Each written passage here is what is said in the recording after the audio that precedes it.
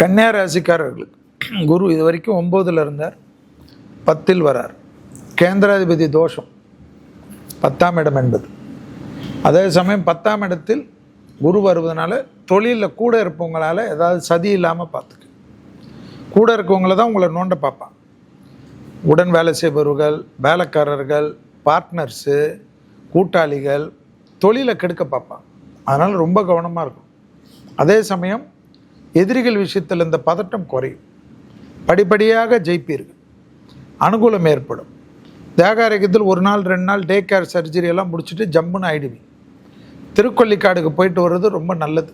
பொங்கு சனீஸ்வரர் திருவாரூர்லேருந்து திருத்துறைப்பூண்டி போகிற வழியில் இருக்கக்கூடிய பொங்கு சனீஸ்வரர் தைரியத்தை கொடுப்பார். ஜென்மத்தில் இருக்கக்கூடிய கேது விலகிறதே ரொம்ப சூப்பராகிடும். ஏன்னா அதுவே உங்களுக்கு அந்த டைலமா டபுள் டாக்குமெண்ட் மாதிரி டபுள் டைலமாக இருப்பீங்க. தொழில் ரீதியாக இடமாற்றம், வீடு மாற்றம், மனை மாற்றம், உத்தியோக மாற்றம், அனுகூலம் ஏற்படும். கண்டிப்பாக 7ஆம் இடத்தில் சனி இருந்தாலும் திருமண தடை நீங்குமா.